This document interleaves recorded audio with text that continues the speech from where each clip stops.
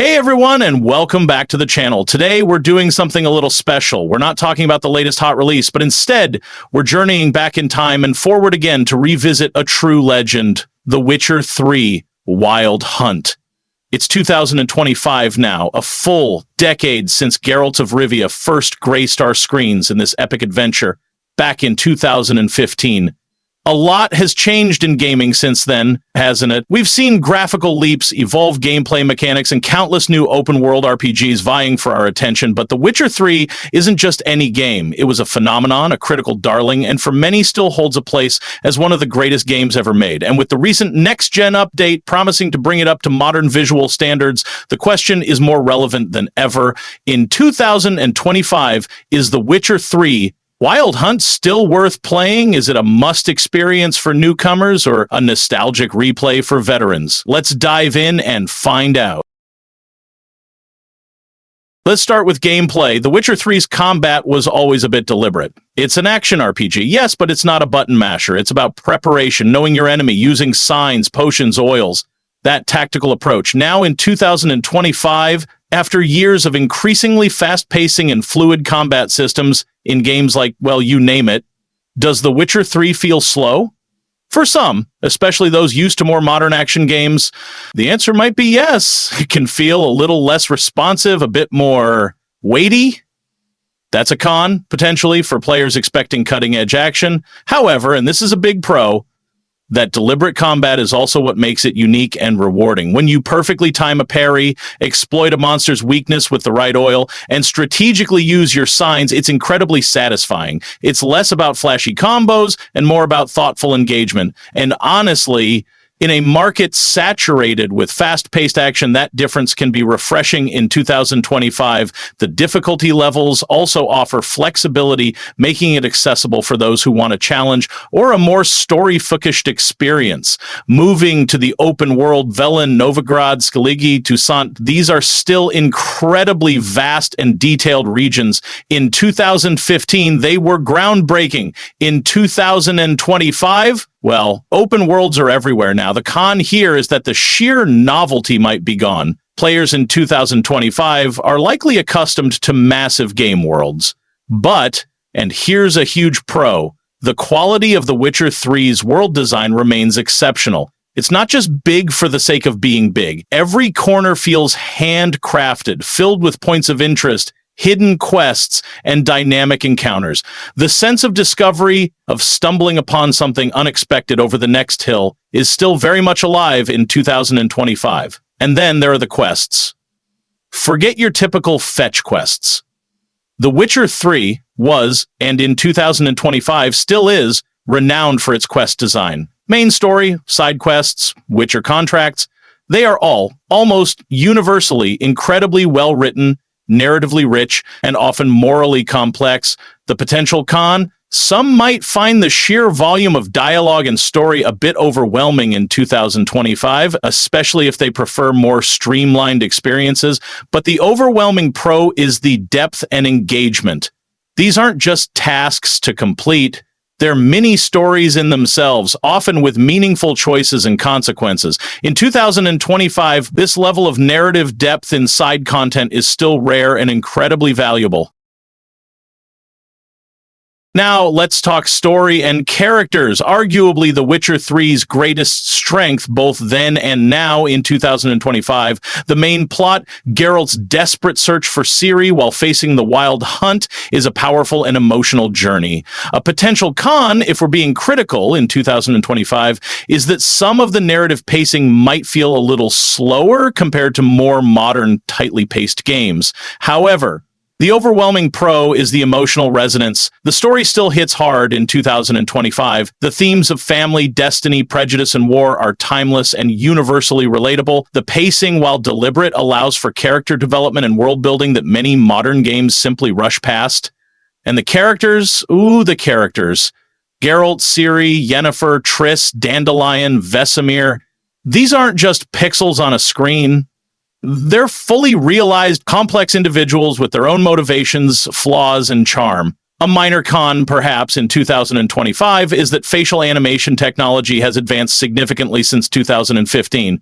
While the voice acting is still phenomenal, The facial expressions might occasionally look a touch less nuanced compared to games built with 2025 tech. But the pro, and it's a massive one, is the sheer quality of the writing and voice performances. These characters are incredibly well written, acted with nuance and emotion, and their relationships feel genuine and impactful. In 2025, they still stand as benchmarks for character development in RPGs. You genuinely care about these people, and that's a testament to the game's enduring quality. The world itself, steeped in Andrzej Sapkowski's lore, is another masterpiece. It's dark, gritty, morally gray, and utterly believable. A possible con for some in 2025 might be the unrelenting grimness. It's a mature world with mature themes, and that might not appeal to everyone, but the overwhelming pro is the immersion. The atmosphere is thick, the lore is deep, and the world feels lived in and reactive. In 2025, the continent still feels like a place you can get lost in, a world that draws you in and refuses to let go. Let's address the visuals, especially in 2025. The next-gen update was crucial for The Witcher 3's longevity. Did it work? Visually, the update is impressive. Ray tracing, higher resolutions, improved textures. It definitely makes a difference. However, and this is a nuanced con, it's still fundamentally a game built in 2015. Compared to games designed for 2025 hardware, it won't always match the absolute cutting edge in raw graphical fidelity. You might see slightly less detailed character models up close, or some textures that, while improved, aren't quite as crisp as the latest titles. But the massive pro is the artistic direction. The Witcher 3 always had a stunning art style, and the next-gen update amplifies that. The environments are breathtakingly beautiful. The lighting is dramatically improved with ray tracing, and the overall visual presentation is incredibly atmospheric. In 2025, even if it's not technically the most advanced game visually, it's still a beautiful game. The art style and environmental detail more than compensate for any minor technical limitations. And performance-wise, on modern consoles and PCs, it generally runs very smoothly after the update, which is a huge plus in 2025. Content-wise, The Witcher 3 remains a behemoth in 2025. The base game is massive, offering hundreds of hours of gameplay. A potential con for players in 2025 with limited time is simply the sheer length. It's a commitment. But the overwhelming pro is the sheer value for money. You are getting an enormous amount of high-quality content for your investment. And then there are the expansions, Hearts of Stone and Blood and Wine. These aren't just add-ons, they are substantial, almost game-sized expansions in themselves, adding dozens of hours of incredible content each. There are no real cons here, only pros.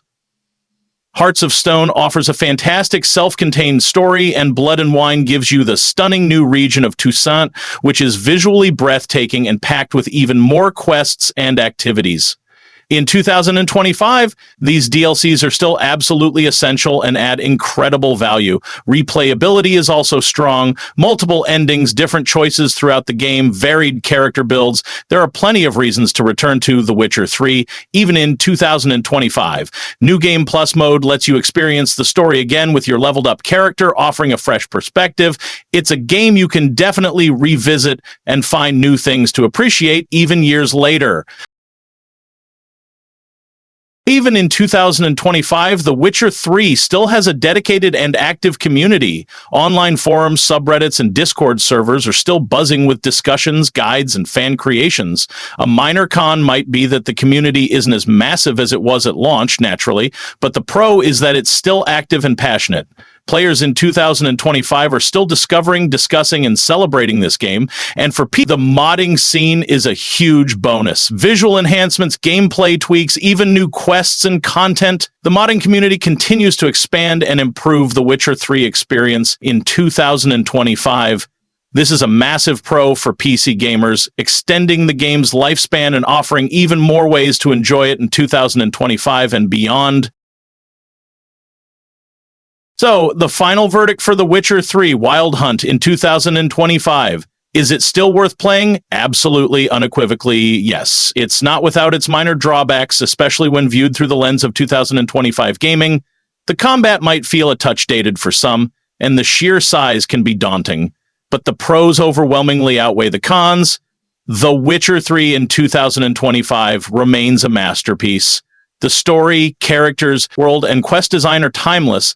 The next-gen update has breathed new visual life into it, and the community and modding scene keep it vibrant.